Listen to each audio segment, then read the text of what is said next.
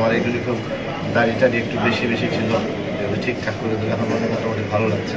দাড়ি ঠিক করে কয় টাকা দিয়েছেন? আমি প্রথম কাস্টমার, সেজন্য 500 টাকা দিতে বাধ্য হলাম। আমি আসলে এই ধরনের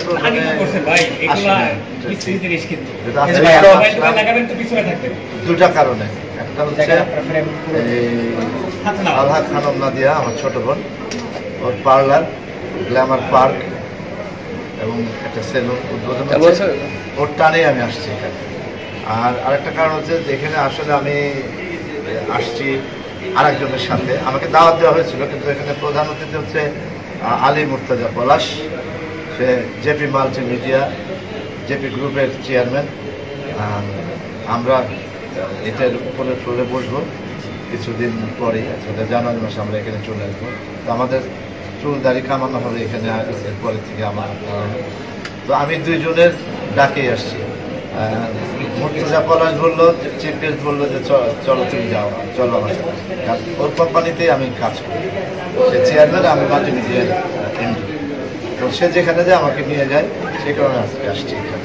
আমরা দেখছিলাম যে আপনি সার্ভিস দিচ্ছিলেন কিছুক্ষণ আগে, কি মনে হলো সার্ভিস নেওয়ার পরে? কি মনে হলো? অসাধারণ সার্ভিস।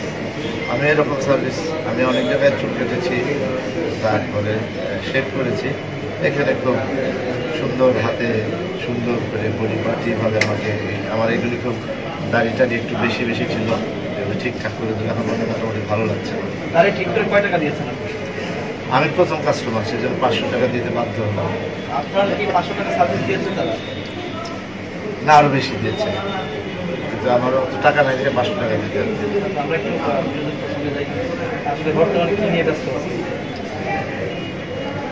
সংসার নিয়ে। বিনোদনের কথা বলতে, সংসার তো বিনোদন,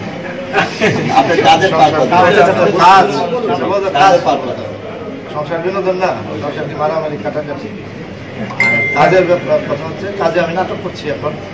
আর আমি যে কোম্পানির এমডি আলী মুর্তজা পলাশ, ওইটার থেকে আমরা জেপি মাল্টিমিডিয়া না, ওখান থেকে আমরা নাটক করছি, অনেকগুলি নাটক আমরা করেছি। আমাদের জেপি মাল্টিমিডিয়ার একটা পেজ আছে, একটা ইউটিউব চ্যানেল আছে, সবগুলিতেই আমরা নাটক প্রচার করছি আপাতত। আর বাইরে তো আমি কাজ করি সবসময়, আগেও করেছি, এখন করেছি, অনেকগুলি সিরিয়াল করছি। একটা মিউজিক ভিডিও করলাম, সেটার নাম হচ্ছে পাবনার পাগল, সম্ভবত একটা নাম, ওটা আজকে রিলিজ হচ্ছে। নাটক করছি, ওয়েব করবো, বিভিন্ন রকমের কাজ। হ্যাঁ, একটু জিজ্ঞাসা করি, হুমায়রা হিমু মারা গিয়েছেন, আপনি তো সম্মতি জেনেছেন, আপনার শোক প্রকাশ করছি, কিন্তু জানতে চাচ্ছি আসলে যে